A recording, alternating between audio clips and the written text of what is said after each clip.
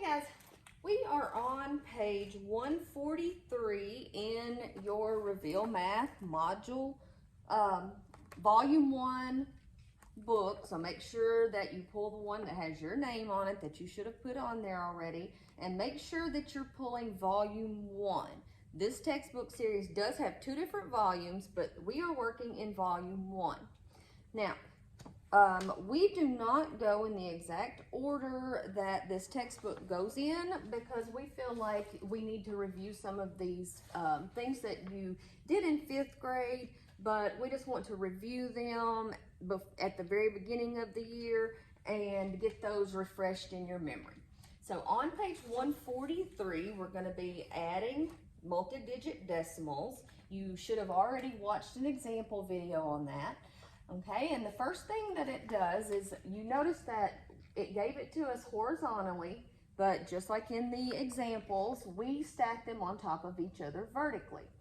And they went ahead and they put in a placeholder 0. Now, and notice that they lined up the decimal points. That is the key when you're adding and subtracting decimals, is to line up those decimal points. And then we just add as always. So they had 0 plus 4 is 4, 6 plus 8 is 14, and they carried their 1. Let me turn my annotations on. Okay, so 6 plus 8 was 14, and they carried their 1. 1 plus 3 is 4, plus the 1 that we carried is 5. 5 plus 1 is 6, and 4 plus 2 is 6.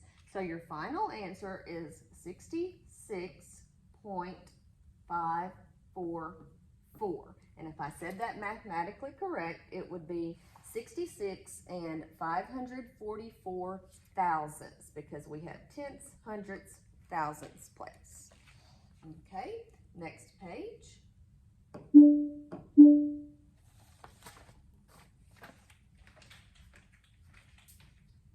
the next page, they have another example. You can see that the first thing that they did was they took it from being horizontal and they made it vertical. And on this first one, they don't quite get it lined up. So make sure you look at the second one. They have the decimal places exactly lined up, and they put in a placeholder 0. So we know we can't take 6 from 0. So we have to borrow from this neighbor. But this neighbor doesn't quite have enough. So he has to go next door and borrow from that neighbor. So for now, we're just going to put a line on this neighbor. Just going to put a line. We're not going to give him a value yet. So he had to go next door and borrow as well. And 9 said, sure, I have enough to loan to you. So 9 becomes an 8. 4. He doesn't become a 14 because he had already promised this neighbor some.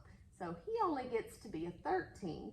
And this neighbor was the original borrower, so he gets to become the full 10. So now we have 10 minus 6 is 4, 13 minus 8 is 5, and 8 minus 3 is 5.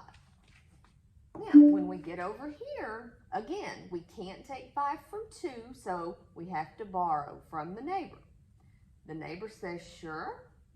So the neighbor will become a 2, and the original borrower will become a 12. 12 minus 5 is 7, and 2 minus 1 is 17. So we have 17.5